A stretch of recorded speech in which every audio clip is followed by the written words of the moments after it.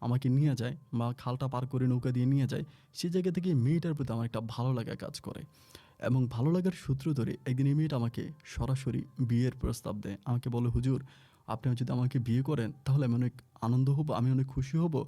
এবং আমারও কাছে তখন মনে হলো যে আমি যদি রুজিনাকে বিয়ে করতে পারি তাহলে এখন ওই গ্রামে আমি যেভাবে ইসলাম প্রচার করতে পারি, কিন্তু বিয়েটা যদি আমি রুজিনাকে করি তাহলে সেই বাড়ির জামাই হিসাবে আমি অনেকগুলা মানুষকে ইসলামের পথে, দ্বীনের পথে, রাসূলের পথে ফিরিয়ে নিয়ে আসতে পারবো এবং তারা আমার কথা শুনবে। এখন যদিও অনেকে আমার কথা শোনে না, আমাকে মানে না, বাট তখন তারা আমার কথাও শুনবে, আমাকে মানবেও, কারণ আমি তখন তাদের ওই বাড়ির জামাই হয়ে যাব।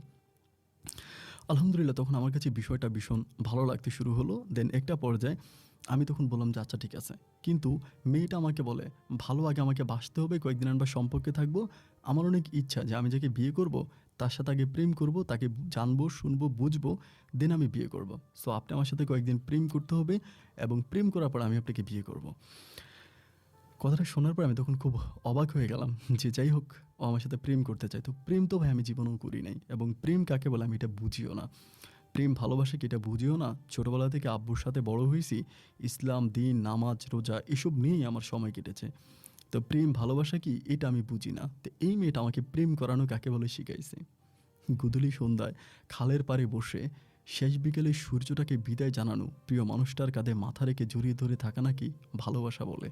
মন খারাপ থাকলে মন খারাপের একটা সময় প্রিয় মানুষটার সাথে কথা বলে মনটাকে ভালো করাটা নাকি ভালোবাসা বলে। যখন পুরো পৃথিবীটা অন্ধকার মনে হয় তখন ভালোবাসার মানুষটাকে ফোন করে তার সাথে ২ মিনিট কথা বলে নিজের পাশে কেউ আছে এই জিনিসটা অনুভব করাকেই নাকি ভালোবাসা বলে।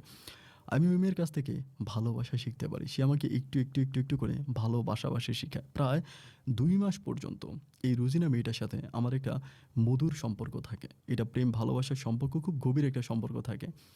এইভাবে সম্পর্কটা সামনের দিকে যেতে একটা পর্যায়ে রোজিনা হঠাৎ করে আমাকে বলে যে, "হুজুর, আমি বুঝে গেছি আপনি খুব ভালো মানুষ এবং আপনি আমাকে এবার বিয়ে করতে পারেন। আপনার পরিবার থেকে আমার জন্য বিয়ের